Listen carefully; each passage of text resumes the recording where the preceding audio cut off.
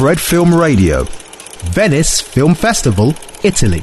Andrea Cebi for Fred Film Radio from the 70th Venice Film Festival. We are here, as every year, talking with the jury of the Queer Lion Award, which is the LGBTQ award that is given to LGBTQ-themed films in every section of the festival. The jury of this year is composed by Brian Robinson from BFI Flair, the London LGBT Film Festival, Jani Kuštrin from Slovenia, and Rita Fabbri, which is not here because she missed the boat, so she will be joining us later probably. So good morning, Brian, and good morning, Jani. Good morning. Okay, so we start, as usual, our talk, giving an overall on the quality and the kind of movies you have to choose from. Who's going to talk? Brian. We're in a very interesting moment for what I like to call queer cinema, is that we've had people at the Oscars, we've had wins, we've had major Hollywood films, but I think there's still a need for the small independent voices to be heard. We haven't taken over the world yet. Every time a film gets made, it's almost a miracle. Some people feel that LGBTQ films don't really sell, so there's a slight move away from them. I think what's very interesting is the range of films that we've had in the festival, like from different time periods, different approaches. So yes, it's been a very interesting few days. Because, there's always, every single festival we go through, there are some mainstream movies that are dealing in a way or another with LGBTQ issues. It's not, on that kind of perspective, it's not a taboo anymore, in terms of gay characters or lesbian characters are accepted and included in regular narratives. But as you say, the independents do it better normally, or not? To my opinion. I don't know what you think, Jani, about the range of lifestyles and people that we've seen in the films. Some people still had to take courage to speak about these issues regarding the place of from their background. So I think it's very hard to compare all these different cultures and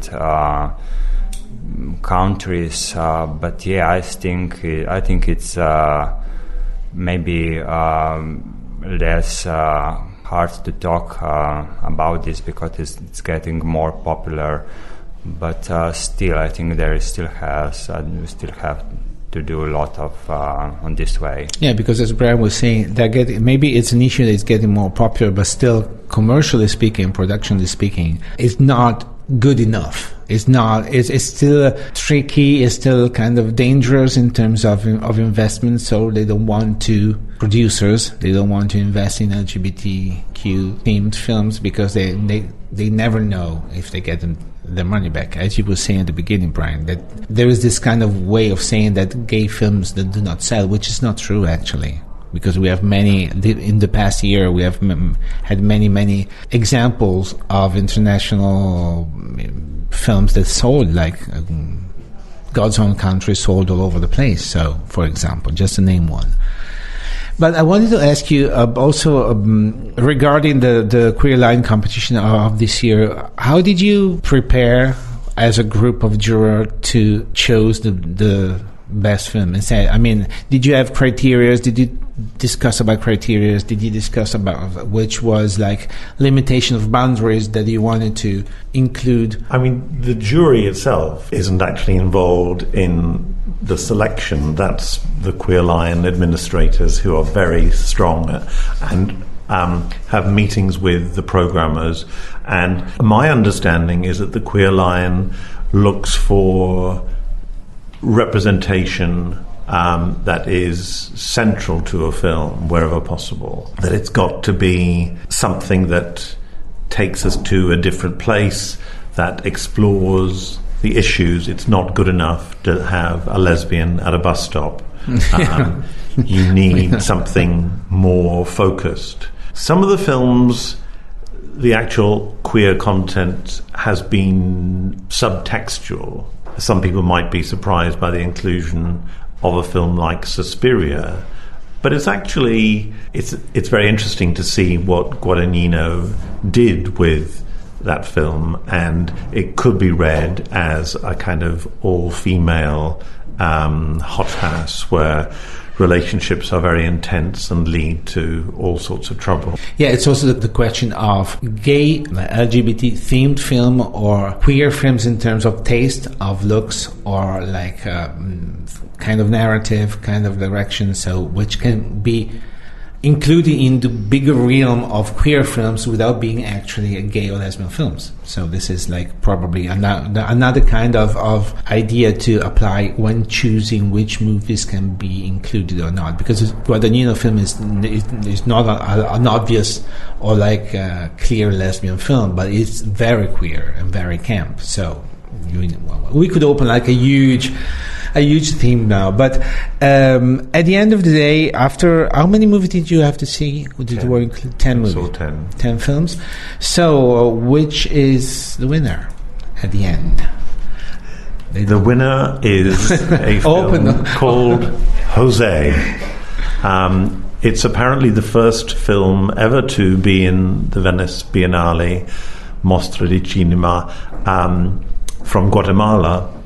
And it's a story of a young man making his way through life and love and looking for happiness. And it's quite an intense watch. And it's very revealing about the situation in Guatemala where it's very much an intensely religious society where LGBT subjects are not really that openly discussed. It's difficult to come out to your parents. Relationships are perhaps not as easy as they are for us in more developed societies. And it feels very real and sensitive and sincere and also quite sexy. Which is like something to look for in any kind of films, but the queer directors are always had a kind of a specific eye for what is sexy, because they know their audience. The gay audience is looking for that too. Not for that only, but this is an additional. If it's done in a proper way, which makes sense with the narrative, why not? I want to ask you something about one of the movies that were on your list.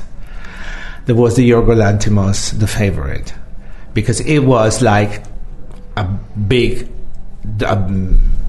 queer film. Besides a beautiful film, but besides that, what did you think about it when you saw it as a jury? Were you interested? Were you considering it as a potential winner, or it was too much? I considered it, yes, because I think it's a very interesting movie in this concept of queer culture. It has many points, very strong points that can relate to gay culture, not only as the story of these three women, but also the aesthetic of the court of. I think it really we took it in consideration. Yeah, for me it was one of the movies to examine and to think about. What did you think about it, Brian? It was the first film I saw. I got off a train from Paris, went straight into the cinema, and I was blown away. I had really no idea of what I was going to see, and I thought the performances were excellent. I really loved the kind of attitude. There's a kind of slightly twisted, campy, fun side to it. It's not just straight, boring old history. And some people may think, oh, it's a fantasy. But the truth is that I've talked to historical experts, someone who's written a biography of Lady Sarah Churchill, and she says it's all true, in as much as these three women did exist and they did have some kind of relationship. At the time, it was called Passionate Friendship. And nobody knows, because there are no written documents and there were no cameras in the bedrooms, exactly what went on. It was certainly intense. It was certainly emotional. I think what's really lovely about Yorgos Lanthimos' treatment is that it's very bold and it doesn't treat Queen Anne and her court with kid gloves. No. It's kind of out there, in your face. It's rude, it's ballsy, it's crude. And because it's not done by the British. Well, there's a lot of British money behind it, so the producers will have had a go. We're often quite good at being satirical and having an objective view, but it wasn't The Crown, that's for sure. No, for sure. No. It wasn't polite, it was dirty and exciting. But I think there's an issue at its heart, like what are the relationships? Is it sex or power that's driving them? Yeah. Because there would be. It's true, because it seems that there's no an intimate relation in terms of sentimental one. It's more like leverages of different kind of powers that clashes one against the other. Well, so we were waiting for Rita Fabri, but she's still in the boat probably. So we had a talk with Brian Robinson and Jani Kuštrin, which were like 2 of the 3 members of the Queer Lion jury 2018. The Queer Lion Award was given to Jose Bailey Chang by Guatemala, as our guest told, and so we're waiting for the 2019 Queer Lion meeting then.